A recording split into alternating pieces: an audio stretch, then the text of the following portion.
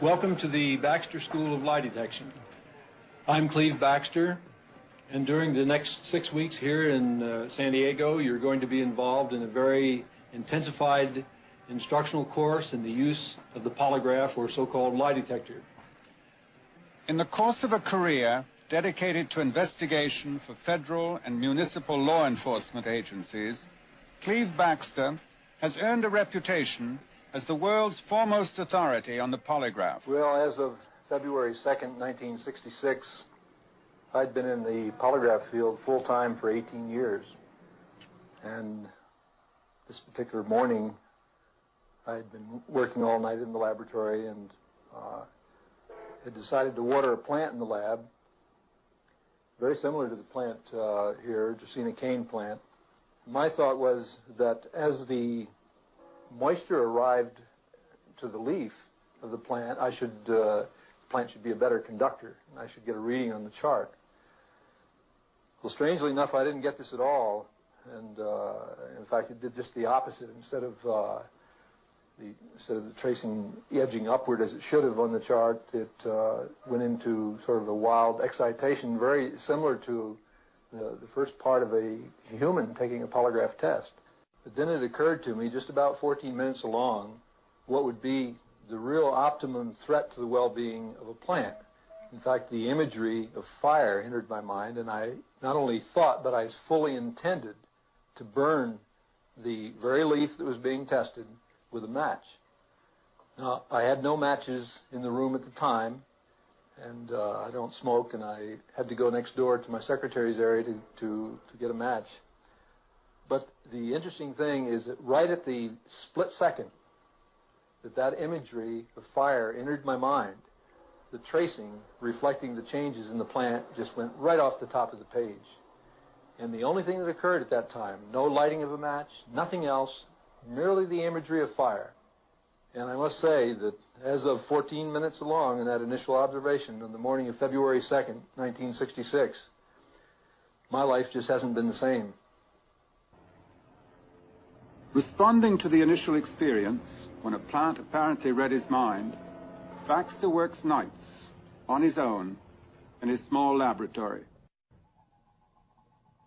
His goal is to perfect an experiment that will satisfy the rigid criteria of the scientific establishment.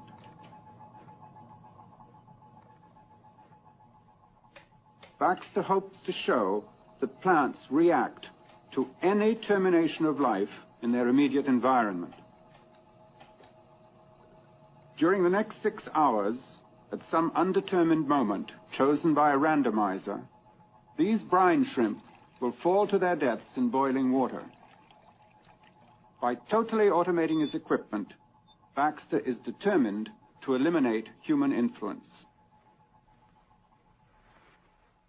In another room, completely separate from his laboratory, Baxter has placed a philodendron plant, a polygraph, and a videotape recorder. Carefully, he places a leaf between a pair of electrodes that will monitor the electrical activity of the plant. As he has done during countless police interrogations, Baxter establishes a baseline on his polygraph to get an accurate recording of the reaction of his subjects. The video recorder will tape the details of the experiment in Baxter's absence.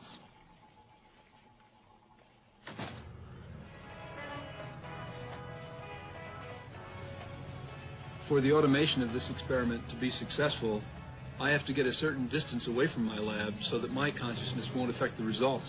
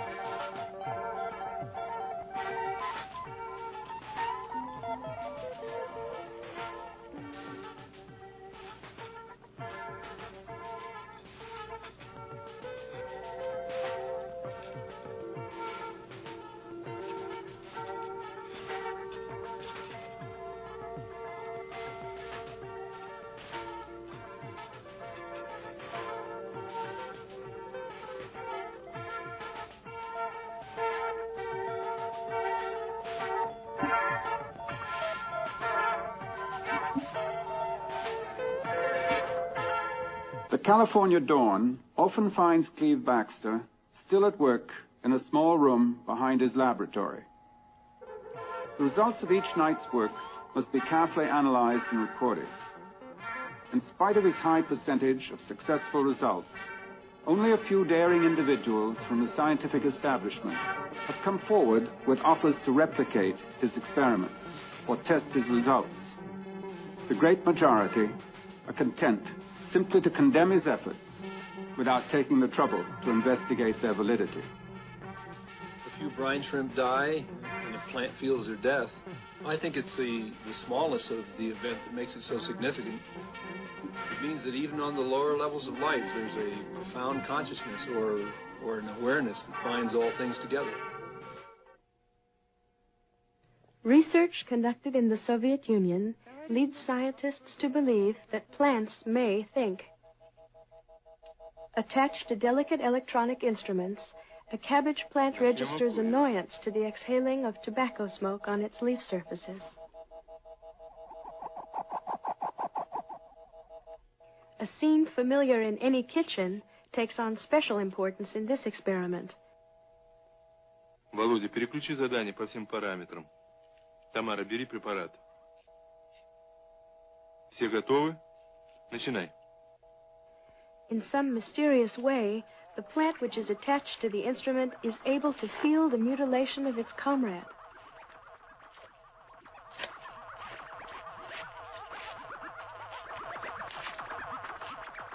In a more advanced experiment, technicians were asked to pass through a laboratory containing 2 living cabbage plants. One of the subjects has been instructed to destroy the plant which is not attached to the electronic instruments.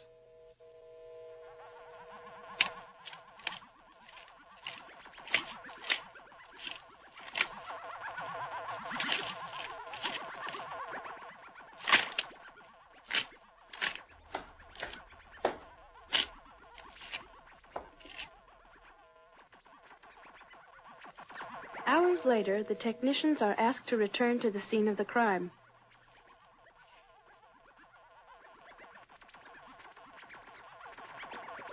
The evidence is clear. The remaining plant has correctly identified the assailant. Ты должна быть сердитой.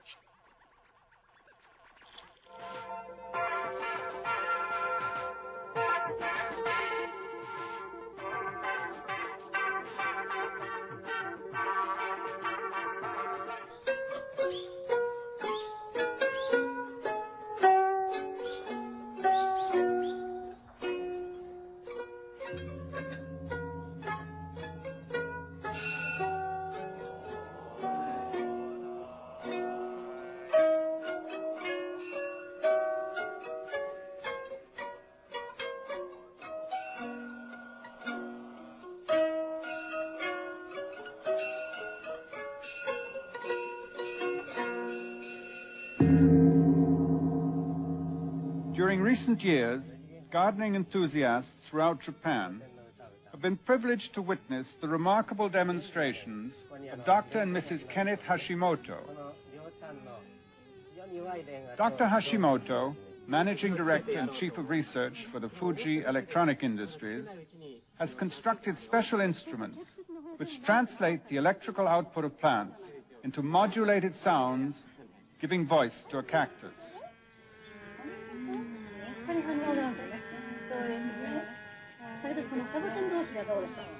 Relying on her affinity for plants, Mrs. Hashimoto looks forward to actual conversation with her cactus.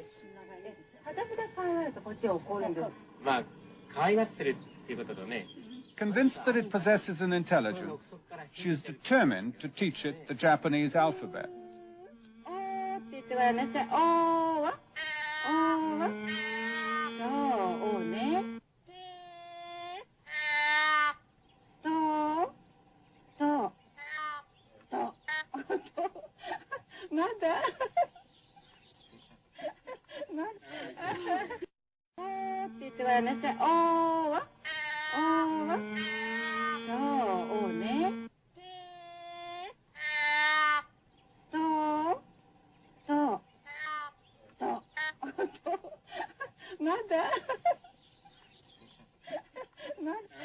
Norman Goldstein, a professor of biology and expert in the new science of electrophysiology, agrees to review the results of the experiment, which will determine whether the plant, Mimosa pudica, actually responds to human emotions. As you can see, we have the normal copper screen and such as that Faraday cage, block out electromagnetic signals, radiations. But in addition to that, we have a plexiglass over here that blocks the wind movements and ion movements and air flows that would, shake the plant, cause abnormal signals. We also have a motion detector in here, which will allow us to look and see whether any external motions or movements have interfered with the experiment, so we can tell when the plant is actually vibrated. Where's the subject with respect to the cage now?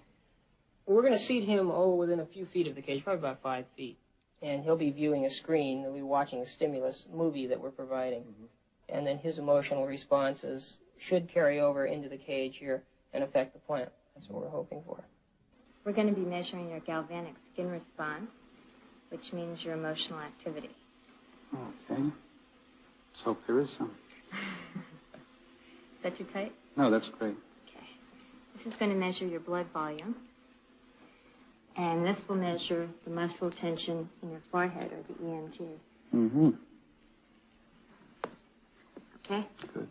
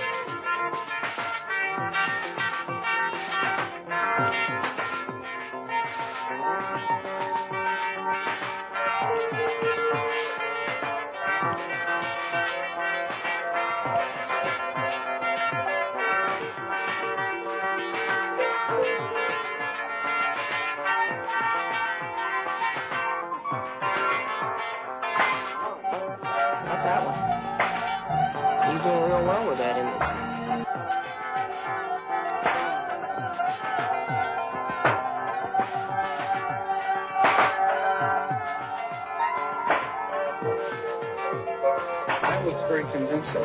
I have to think about that one. Well, let's say that the experiment is quite well done. Then you're claiming that the individual's response is producing some kind of energy display. When you're finished analyzing your data and it supports your contentions, you can imagine what importance this will be. You can imagine it'll change our whole picture of how we relate to plants, so that we're interacting with them all the time. For 6 years, L. George Lawrence, a Silesian-born electronics engineer, has used an abandoned prospector's cave in the California desert as a base of operations for research in a new science called biocommunications.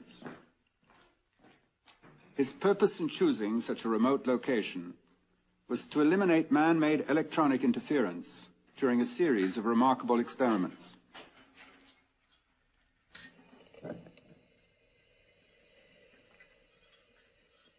I started my work on plans in 1962 while I was an engineer in the aerospace industry. And at that time, it was one of our goals to develop jam-proof missile components. Now, after much experimentation, my attention turned to living plant material, in particular to plant leaves. Plant leaves are able to react to gravitational changes, to temperature changes, to electrostatic fields, and so on, simultaneously. Now, a man-made sensing device cannot do this. So, as time went on, and I experimented with these various plants and plant leaves, I noted very unusual reaction patterns. Now, at that time, I thought that my equipment was defective. It did not occur to me that I was witnessing a profound consciousness in these living plants.